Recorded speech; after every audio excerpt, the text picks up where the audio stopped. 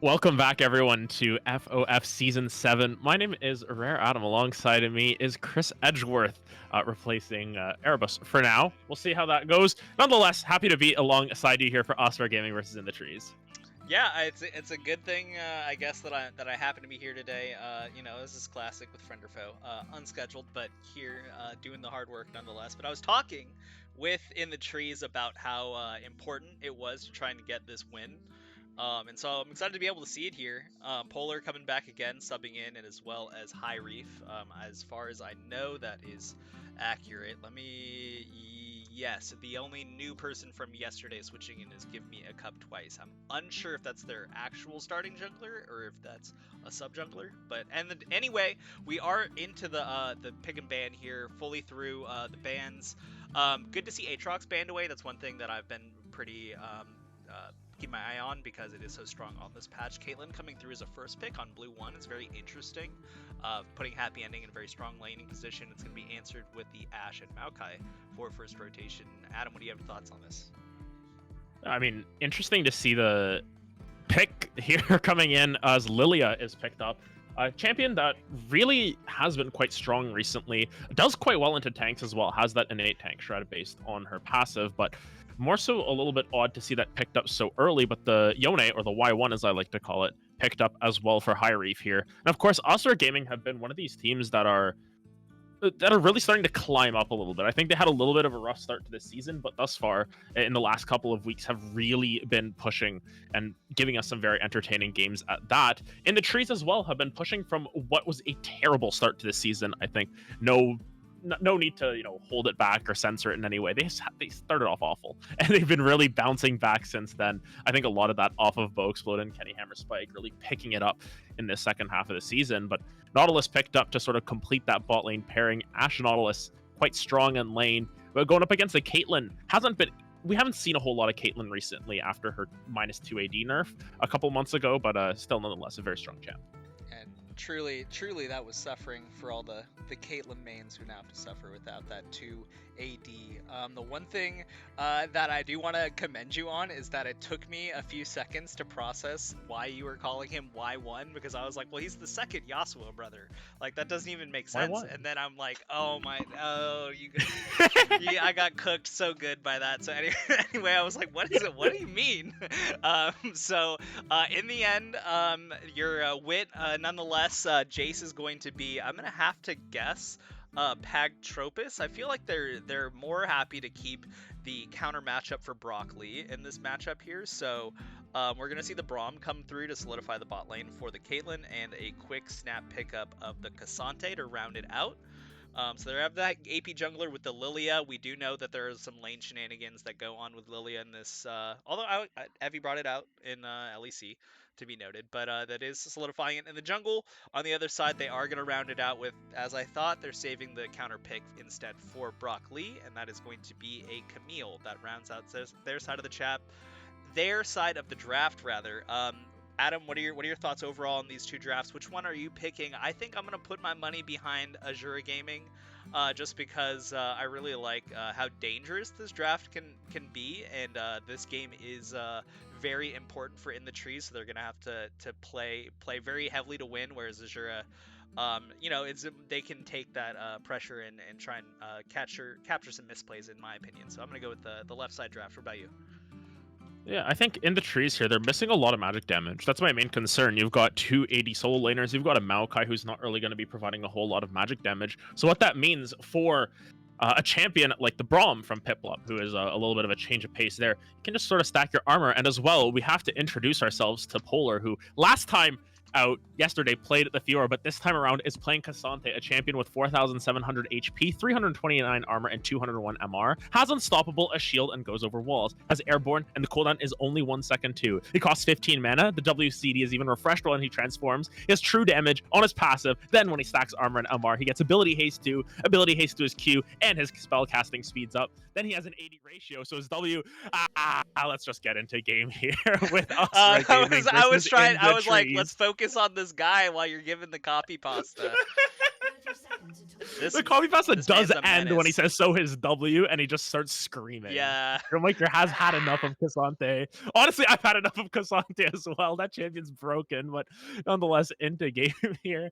Polar just gonna be pulling out the strongest champion on the patch as give me a cup twice. Oh, there you go. Okay. Woke up from the deep slumber. Must easily asleep on themselves there. Took a while to buy those items. Nonetheless, here we are into what could be a very pivotal game. Oscar Gaming, if they get to that 11th win, are going to be, for the time being, tied up with the top teams there, I believe, in AWE as well as Oversoul Esports and Incarnate.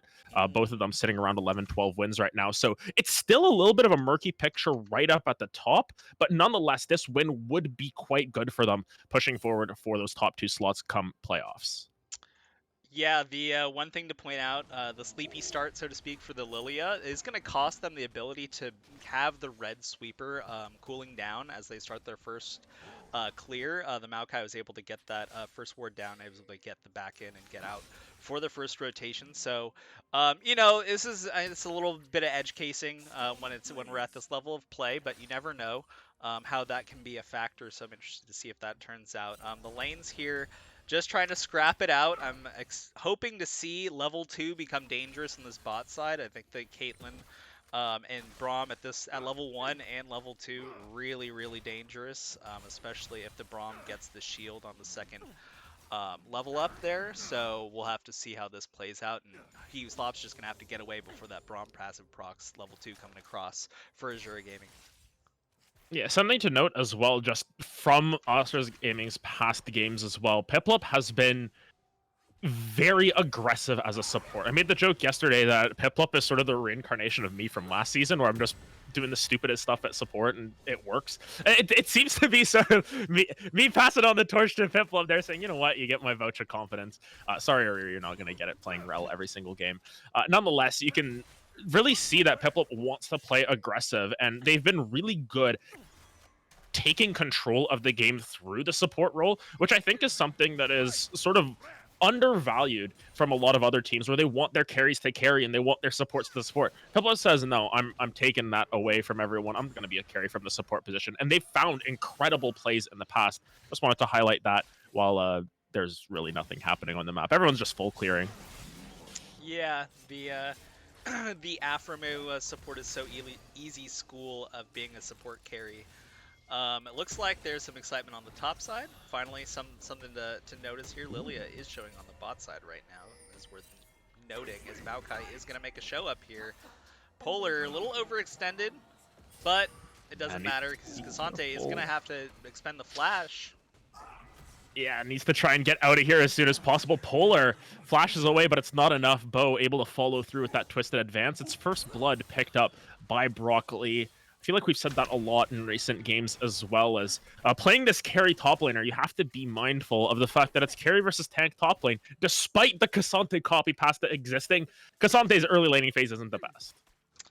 Yeah, so in the end, I mean, it's still early, but the Camille is one of those champions that once they get going early, does become very difficult to turn them off unless they actually stop playing for the side lane, which is of course the downfall of many a super overly fed top laner.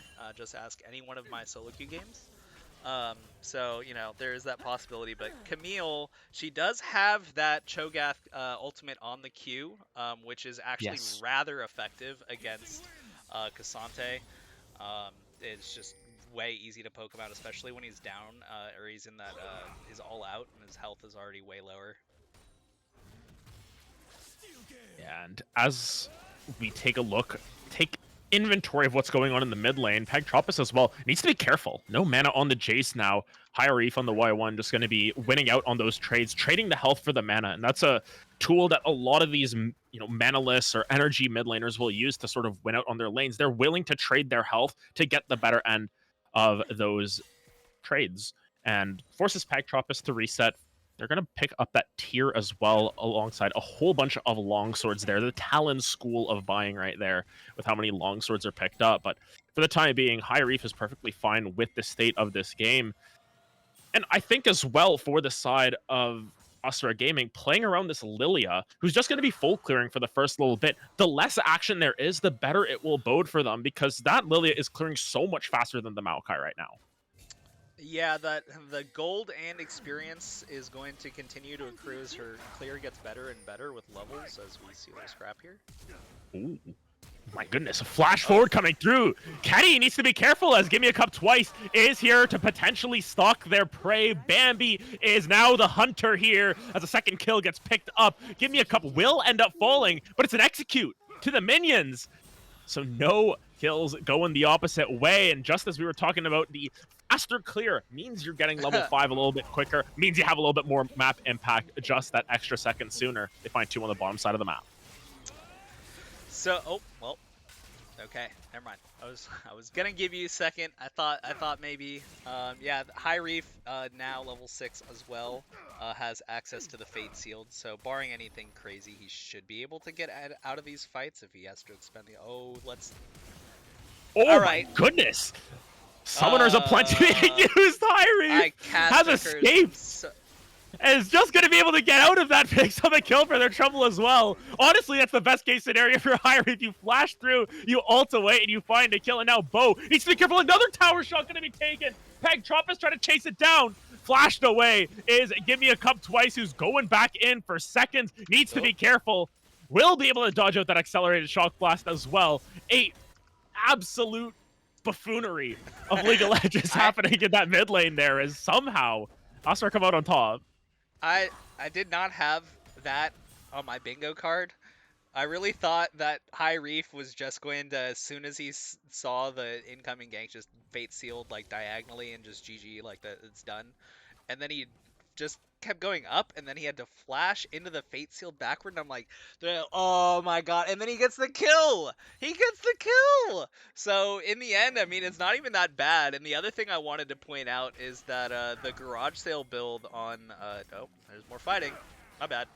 Yeah, we can talk about the garage sale build in a little bit. Happy Ending needs to be careful of this play, though. Bo going in, but Kenny Hammerspike is all this damage here and has none of the health. Happy Ending will be able to pick one up. More traps going to be put down. Bo will be able to find one. Now Piplup trying to find another trade back the opposite way. Bo looking for that last little tick of damage. Piplup needs to run for the hills, chugging on those potions. Look at the health regen. It's not quite enough, but High Reef is here. Lethal Tempo stacking up. There's another member coming down in Pagtropus. Will High Reef be able to find the kills in time? Bo gonna fall as well to the Fate Sealed, as now High Reef tries to turn tail and run. Might actually just go back in for this one. Slops is in trouble. Will be taken down. It's a mess on the bottom side of the map. Ends up being a 3 for 2? 2, 3 for 3? I don't even know. Counting's hard at this point.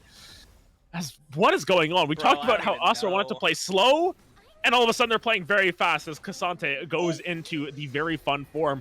Actually, Broccoli gonna take a nice little nap. Gimme a Cup not gonna be able to get there in time. Now going for this dive play. Who's gonna tank first? It's Polar who's tanking it out. Long range arrow might actually shut this one down. The bowling ball not gonna land either. Gimme a Cup needs to try and catch up to this one. No flash available, no bowling ball available. Give me a Cup. You gotta give him a little bit more movement speed if they're even gonna find that kill, as it's just well, I don't know. Everyone's heard of the 9-man sleep, but that was a very effective 2-man sleep onto Give Me a Cup and Polar. They really ran in on that dive. That was a wild thing to watch. Like, you just hold it. You just hold your ultimate until you're actually gonna be in range to do the bop. It's I don't know. It's just funny to see. I mean, this has been such a banger of a game already. It's just kills going every direction. There's another gank happening mid, because why not? Of course. And they're gonna try and find the Y1. No, won't be able to do so. Pegtropus is in trouble. Pegtropus is in a lot of trouble. Piplup's in trouble now, taking a couple of tower shots. No, it's actually Pegtropus who's in trouble the entire time.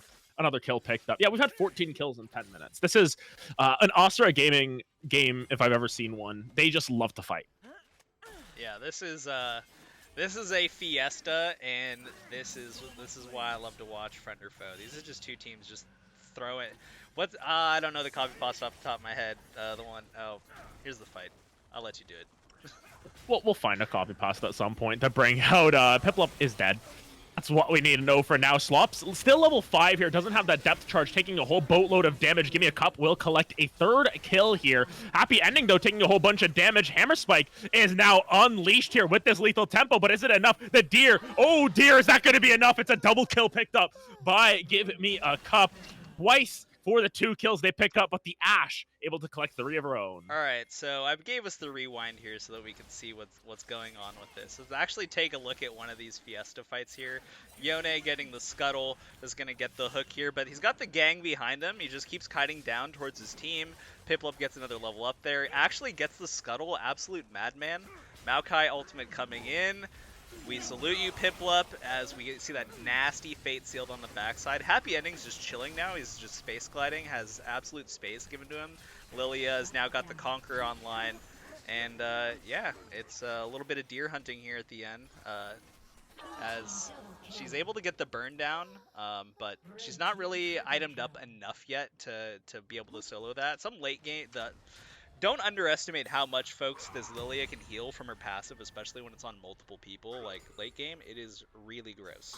So, but in the end, it's just more and more for... We're now even up at 10-10, where the gold is bang on even, basically. A gold, or 1,000 gold between them.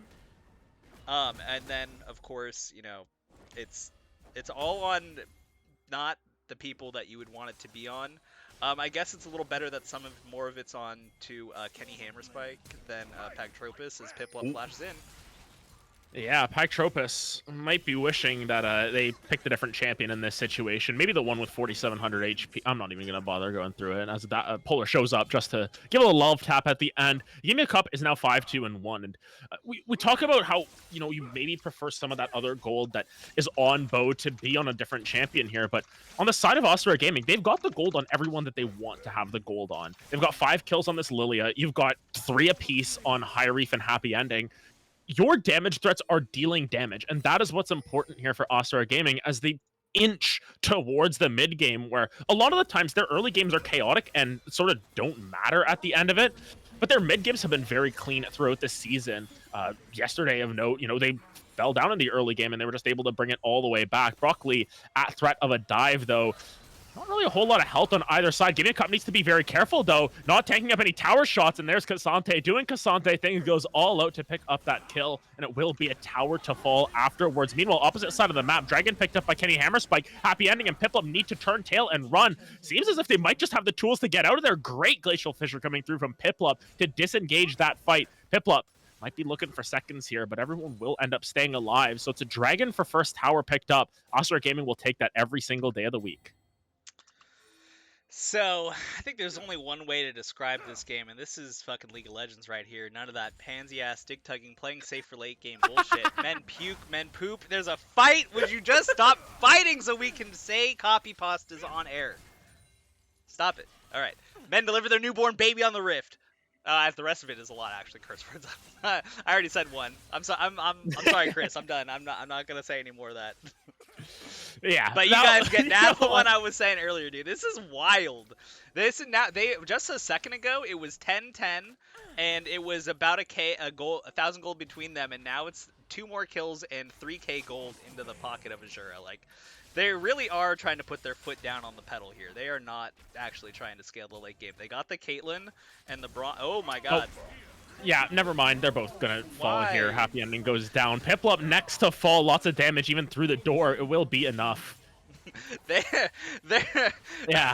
This is, as someone who plays support, this is one of the most bot lane plays I've seen. It's just like, our jungler is doing Krugs. Like, he's right here. We can walk up on this wave, right? And you just immediately die to the jungler being there. Feels bad. Feels bad. That's all I'm saying. I commiserate. Yeah, meanwhile, High Reef needs to be careful as finally Pagtropus, with that Eclipse, starting to dish out some damage in return. High Reef, though, going for the extended trade. Oh my goodness, the minions! It's going to be enough. Pagtropus will be able to clear that one out. Burns the flash just to be careful from that bowling ball as well. This is one of the games of League of Legends that we've seen in FOF. 14 minutes in, 25 kills, averaging about 1.8 kills a minute for both of these teams. Also, minions quietly making a case for MVP this game. They got There's the no- minion there's no kill, top. level 1 for the execute. The minion just there. I mean, like, minion's kind of OP. Minions are pretty strong. You got to be careful fighting in those waves, as we've seen from Gimme a Cup, who's fallen victim to them once, No. as has High Reef. It's going to be a little bit of a No! interesting Oh, okay. Herald take. Yeah, I thought for a second it went the opposite way. Dude, But... I saw that. I saw his passive go to him, and I was like, no!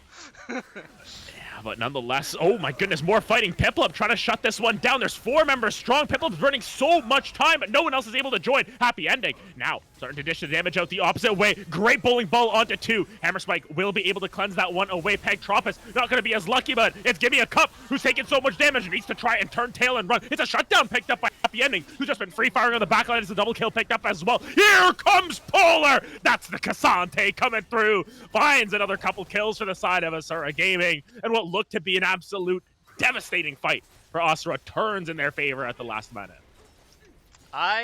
Yeah, I mean, just as you say there, I thought that was the play that INT were looking for. Brock Lee got into the back line. I was just able to jump over the wall there into the Baron pit and just come around the back. I really thought that they had that one in the bag. They were just kiting away, but you saw some really excellent play from the newly minted top lane assassin taking the crest from Ornn, the Cassante, just getting in the back line. Just with the all out and the slapping them with the Qs right in the face. Pretty brutal. Lilia also able to buy a lot of space and deal a lot of AoE damage with her Qs as well. Movement speed keeping her speedy in there, able to dodge out from a lot of the damage coming out from Pagtropus. So really a well fought out fight for the side of Azure Gaming. I mean, honestly, with the way these teams are scrapping, I am not even close to saying that this game is anywhere near over. I think these teams are both going to continue to scrap as much as they can. I think that's what they've been doing all game. I don't see any signs of that stopping. I'd be interested in seeing if a team decides to stop it, but I don't think it's going to happen. I don't think it's going to be either of these teams. They're perfectly fine to live and thrive in the chaos here. Of note, though, you mentioned that, the kills aren't stopping and it's still close in the kill score. You can see it's a 5,000 gold lead still for Asura Gaming. They live in this chaos. They love it. They will play around this chaos as much as possible. It's 2 Heralds and 3 towers picked up for themselves. And with Dragon spawning in about 10 seconds, surely it goes in their favor as well. Or you could say it's assuredly. Yeah, they're gonna get this one. There's no contest. It's 5 members strong in the river. Yeah. No contest from in the trees. They'd rather stay in the trees there.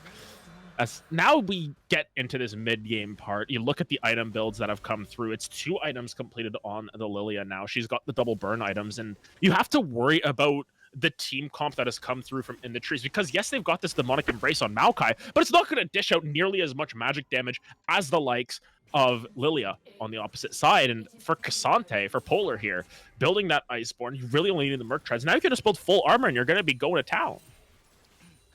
Now, so as I was saying before that dragon fight, I'd be interested to see if one of the teams was willing to slow things down. I obviously don't think Ashura should slow things down, so I was interested to see if In the Trees was going to take the honest route and try and slow things down rather than just keep scrapping it out. Because the big thing is, as you say, yeah, kill score is even. Gold is definitely in the favor of Ashura, and that's because farming gold, sure, in certain aspects. If you look at the gold differences between the jungler and the ADC, yeah, a little bit more negligible differences in the other 2 lanes. But a lot of that is the structure gold. So if they are going to slow things down, if they are able to get good fights or good picks, the next thing is going to have to be to make sure that they are immediately transitioning into getting these objectives, because they have the objective bounties up.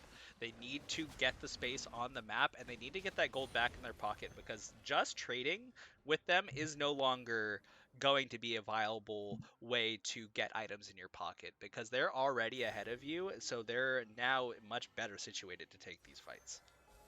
Yeah. Actually, a really fun thing that I get to ask for, because you're observing at the same time, is we can toggle over to the gold after this fight, of course. It's a cleanse coming through from Kenny Hammerspike, who's taking so much damage as well. Give me a cup. Healed off of that fight, it feels like. Just walked in, dropped the full combo, took a full combo back from Kenny Hammerspike, and left with just as much health as they entered the fight with. We can actually toggle over to the gold, and I want to look at the difference between these 2 junglers right now. Yeah, it's about 1,600 gold. And that's the difference just between Bo finishing up that Radiant Virtue and this Lilia working towards her third item. And she's going to start to dish out a hefty chunk. If that is the Rylai's Crystal Scepter that I'm expecting, not only will she have all of the burn, but that burn is going to slow people down, and her utilities gets to go up tenfold, it feels like, at this point. It's been a rough go of things for in the trees thus far, but you can see their win conditions still existing. I think a lot of that is based off of Kenny Hammerspike, who's played a lot of these fights very well, despite sort of getting chased down, still has been on point with their cleanses thus far. As nice little zoom in on Y1 on the bottom side, who's trying to finish up. Believe it, that's a Bloodthirster coming through second item for High Reef. Yeah, I'm pretty sure. Yeah. Is that the same build path as Immortal Shield Bow, though? It's very close. No, that's Immortal. Is that Immortal Shield Bow? It's one of the two.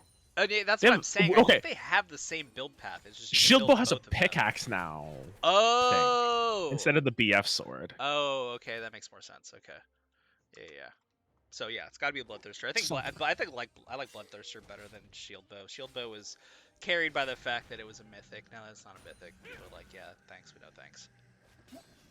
Yeah, it's okay. It's like an okay out of 10. Maybe you build it later on into this game if you feel you're getting blown up a little bit too quickly, but definitely on the defensive item sort of vibes now.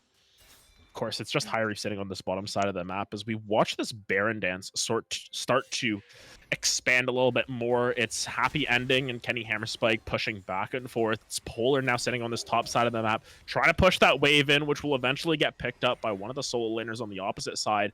The longer that this game goes, though, the scaling starts to come into question as well. And my question to you is, who do you think is favored come the later stages of this game?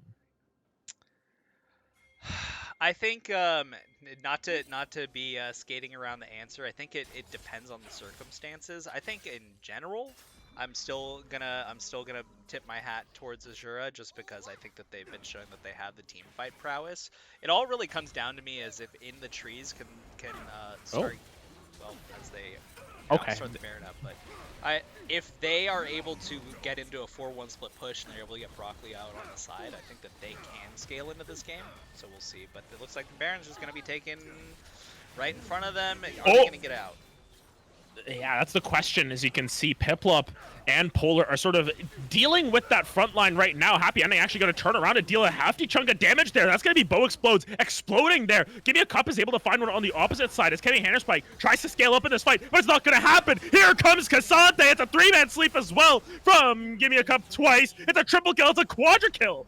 Up by the Deer. The Hunter, or Hunted, has been Hunter. This time. You know what? Forget it. It's a quadra kill for the Deer.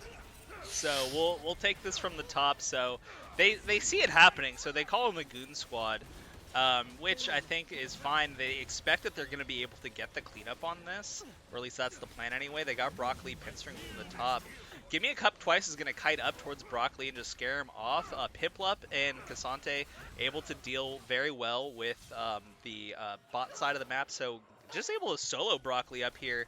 And with that, Stymied can come back in here. As I was talking about earlier, late game Lilia heals, as you touched on just a moment ago. She heals an insane amount from her passive, especially when she's able to get it on multiple people. You know, that's why you don't want a team fight around her. It's not a good time. So, in the end, it's going to be a quadra kill for the Deer. Not the Udyr, but the Deer. And they're just going to continue to push in. I think this is now firmly Azura's game to lose. Yeah, I think they've definitely been gaming as their name suggests. 10,000 gold lead now at 23 minutes. High Reef, who didn't really do much in that fight, I don't think he did anything, is now starting to knock down these inhibitor towers as well. And now the game starts to get really rough as the map closes in on In the Trees. They don't really have any trees to hide behind anymore because they're sort of sequestered into their base. Another dragon going to go over to the side of Asura Gaming as well. And the scaling that we mentioned, I think it's still going to be going in favor of Asura here. Long range arrow will just be sort of a distraction as High Reef going in for a little bit of a trade. Piplup tanking up so much damage with that big old shield that the Braum holds. It's 5 members for the side of In the Trees, though, as Polar just trying to find a nice little knockback. Didn't land onto anyone there. Might have been for the best as they continue this chase down, but they're not really dealing any damage. They're buying time for the rest of the team to show up here. Polar is so tanky in the front line. It's a massive ultimate coming through from High Reef, and High Reef on this Y1 is absolutely shredding house. It's 3 kills picked up by the side of Asura Gaming. It's a 4th one, very likely to come if Bo takes any lick of damage. But this should be curtains for the side of In the Trees. They tried their best, but they're holding on to the slimmest of hopes at this point. Yeah, it looked very... for a moment, it looked good until it didn't, unfortunately. It's the scaling just wasn't able to get there in time, and now it's all this momentum with having the inhibitors down. Let's see, Bo, let's go. Uh-oh. Yeah, happy ending actually failed to jump over the wall with the net, but it might not actually matter. Piplup may just be the sacrificial lamb, but taking forever to go down as well. Slops taking so much damage. Broccoli not even allowed to get into that backline. Sleepy time onto 2 once again. Oh my goodness! Look at the damage coming through from Asura Gaming. And what looked to potentially be a last bastion of hope is instead the final breath in the lives of In the Trees this week in FOF. As that's going to be Asura Gaming finding another 2-0. They will get their 11th win, move themselves up into conditional 2nd place for now. My goodness, what a game coming through from these 2 teams. I guess we've all heard of deer being roadkill, but it's not often that you hear of getting roadkilled by the deer. Yes, it's the twist of fate that is League of Legends a lot of times, where the deer is hunting. Instead, the prey was in the trees, and unfortunately, they were not able to survive that one. Of course, damage charts at the end of this. Happy ending. Had a fantastic performance on that Caitlyn. You could barely tell in a lot of ways that the Caitlyn's been nerfed. Bruh, how did she how? What? How did she outdamage the Lilia? That's very surprising to me. I mean, I know she has a lot of kills, but I mean, Lilia was getting so much chip damage in with her passive. That's just very surprising to me. I mean, obviously they're very close, and they are the 1st and 2nd place damage dealers. But yeah, I mean, happy ending. The thing is the Lilia was able to buy so much space, as we saw in that big fight on the top side. I mean, like Piplup on the Braum and Polar on the Cassante were just holding court there, and buying the space for Caitlyn to just kite back while Give Me a Cup Twice was just soloing. Broccoli on the top side, I mean, they just got so tanky, and happy ending was just able to free hit in a lot of these fights. Yeah, and it seems as if we're just going to get ourselves into a break right now as well, before we get prepped for our 2nd game of the day, which will hold another team vying for their 11th win in Blue Bayou Zoo. Of course, going up against the staples of FOF in Art of War Esports. We're going to take a quick break. We'll be back with that one right after this.